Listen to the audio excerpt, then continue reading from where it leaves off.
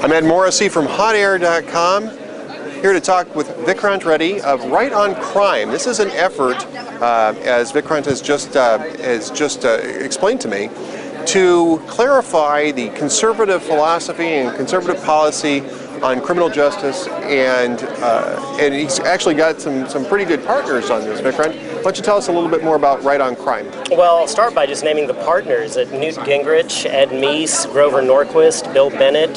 These are huge names in the conservative movement. Right. And they've partnered with us because I think they have the exact same realization we do, which is that the criminal justice system isn't working. And that's an enormous problem because if you're a conservative like I am, you tend to think the government shouldn't be doing most of the things that it is doing, but it should do this. This is why we have government, for public safety. That is a core and essential function. This is the one area where conservatives need to be demanding accountability, they need to be demanding results, and I'm just not quite convinced that these are good results whenever we've got a 2/3 recidivism rate coming out of our prisons. You lock people in there, they come out worse than they started. They're incredibly expensive. In a state like California, for example, it's $50,000 per year per inmate. And I think that there's a real essential failure of conservative philosophy to be applied to this critical area. In fact, speaking of California, I'll give you a great example. When we talk with conservatives about education, they're constantly telling me, the unions are ruining education in this country. The unions are ruining the schools. They're right. But guess what? The prison guard unions are ruining criminal justice in this country. In a state like California, which they've almost completely co-opted, they've got all sorts of demands that make the price of criminal justice skyrocket. They do things like the 3 strikes you're out rule, which I think a lot of conservatives backed in the 90s. May not have been the wisest thing in the world because the people who were really pushing that rule were the prison guards unions because they wanted the jobs. What they wanted was a system wherein you had certain offenders in prisons for minor, petty crimes being locked up. And you know what? I should have said this from the beginning. The critical issue here is distinguishing between violent criminals and nonviolent criminals. This was what I was curious about when this was brought to me, because I think that there's a sense that we're criminalizing too much behavior. Bingo. And just like anything in government, if you do too much of it, you don't do any of it well. Right. And certainly there's a sense among the more libertarian conservatives that maybe we're criminalizing too much of the drug war, maybe a little bit too broad. It seems like everything leads to some sort of criminal law. Every complaint leads to some sort of criminal law. And I know, for instance, Grover Norquist wrote a book about the Leave Us Alone Coalition, trying to scale back the number of criminal laws that apply in the United States. Bill Bennett's talked about this. Like you said, Newt Gingrich. Is the initial problem that we just have too much criminal legislation in place, that we're trying to put the state into areas where maybe that doesn't belong? Yeah, I think so. I think that's a great way to phrase it because it goes back to conservative first principles. Limited government. What is the proper sphere for the state? Not this. In fact, let me ask it to you this way. Do you know how many criminal sanctions there are, not sanctions, but just criminal violations there are in the U.S. Code? You know the exact figure? In the federal code? In the federal code. The answer is nobody knows. I was going to say, they commissioned the Congressional Research Service, which is like the think tank for Congress, to count them. They got to 3,000. At that point, they just decided, we don't have the resources for this anymore. We don't have the time. We don't have the people. We need to move on to something else. Bare minimum, it's 3,000. And that's not even to count the regulatory offenses, which number in the hundreds of thousands. I'll tell you, in Texas alone, where I'm from, there are 11 crimes on the books related to oyster harvesting. And we've got a 12th one pending in our session right now, which we're trying to fight against. So little things like this, can be handled with civil sanctions through market forces, quite frankly. And the notion that you have to criminalize this kind of behavior strikes me as completely absurd. Well, and I'm sure every single law that gets put on the books had somebody saying there's something wrong and government's the only one that can actually handle this situation. I'm sure that this oyster harvesting law, there may be some sort of oyster poacher out there. Try saying that 5 times fast. Oyster poacher. There's an oyster poacher out there who's stepping on other oyster harvesters' toes, and so they're trying to regulate this business. How do you go through the code and determine which should be criminal activities and which shouldn't be? What's the philosophy? It's very difficult to go through these codes and start isolating things, but I think moving forward, it's very important to urge your legislators to not turn towards criminalization as the answer to everything. You know, as I said, there are market forces, there are civil sanctions, and even in certain things that are legitimate crimes, say bouncing a check, you need to begin asking yourself, is throwing the person who wrote this hot check in prison the best way to go about protecting the public? Right. You know, I heard about somebody in East Texas. This woman had bounced a $400 check. A terrible thing. You shouldn't be bouncing checks. You know, the store owner got gypped out of $400. But the thing is, this woman got dragged through the court system. She paid thousands of dollars in fees. You know, she had to take all this time off from work. At the end of the whole process, that store owner in East Texas never got his $400 back. And he said, that's really all I wanted. You know, at a certain point, we got to start thinking more critically about our victims here. Like, how do you pay restitution to the victim? And if you could have had a system where you forced this woman to work, to make the money and pay the restitution to him, he would have been restored. She would have understood that she did something wrong and paid her debt to society. And the only people who wouldn't have been a part of that process, I guess, are attorneys. And even though I am an attorney, I don't particularly care. You know, that's not who we should be focusing on. So, and again, I mean, it's going to be almost a regulation by regulation process. Let's talk about looking at it from a different angle. Mm-hmm. You have federal regulations and you have state regulations. Yeah. Would you say that conservatives should focus on the federal regulations first and work their way down to state regulations, or are you looking more for a grassroots effort to take place in each state and then have it percolate up to the federal level? Because I think we're talking about two different things here. Because when you're talking about the difference between state regulations and federal regulations, there's a broader argument about what the proper role of the federal government should be, whether it's overstepping its bounds, its constitutional bounds, with a lot of the regulation that we're seeing, and whether a lot of these executive branch agencies are exceeding their congressional mandates. For instance, the EPA and regulating greenhouse gas emissions, that sort of thing. Sure.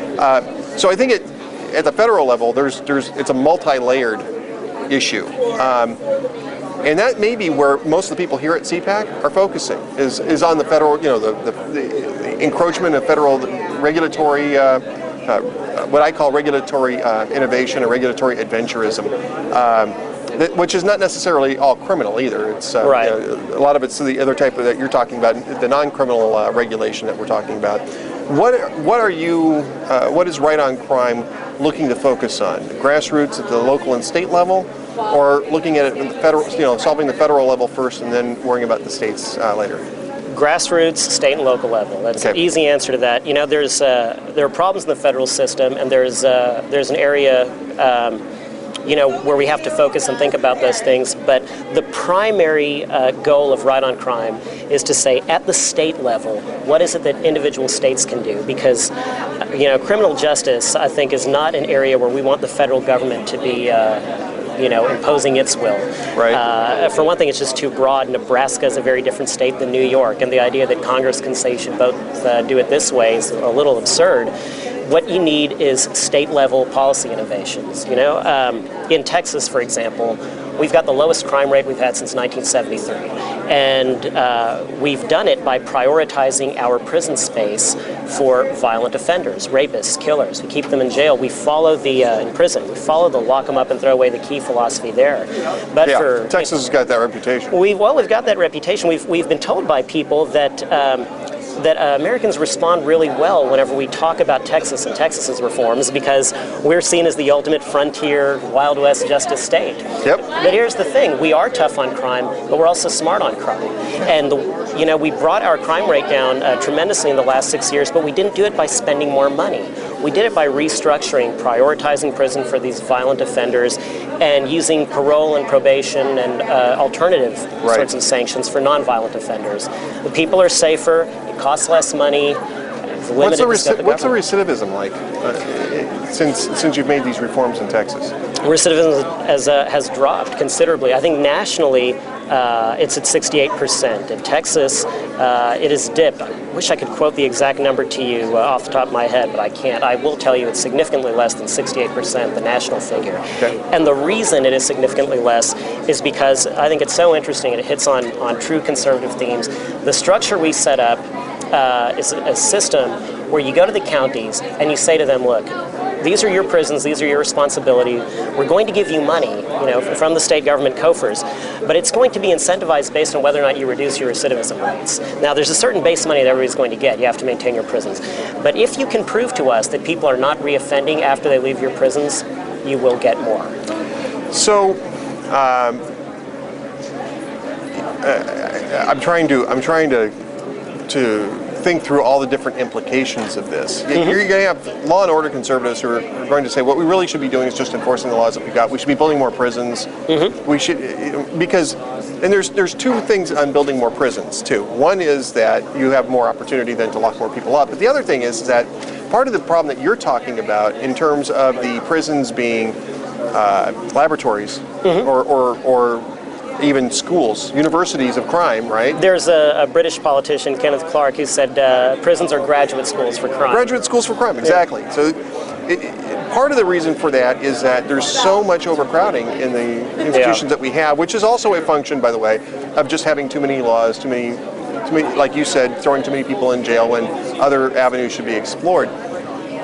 But at some point, you're still going to have to throw some people in jail. And how do you go about separating the really hardened criminals from the people who you might be able to salvage if they're not going to graduate school? Yeah, well, this is our distinction. We think that prison is for three types of people: violent offenders, sex offenders, habitual and repeat offenders.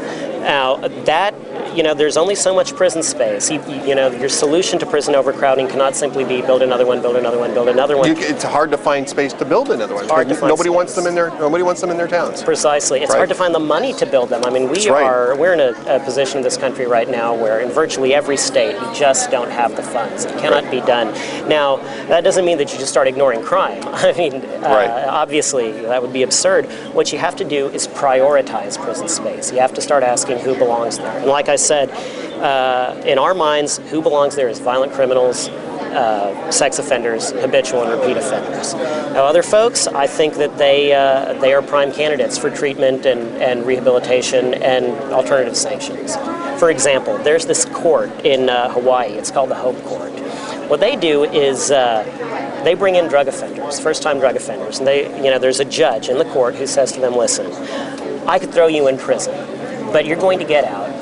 You won't have received any kind of treatment. You're going to use drugs again. You're going to go back to prison. We're just going to have to keep paying to, keep you in a prison for all this time.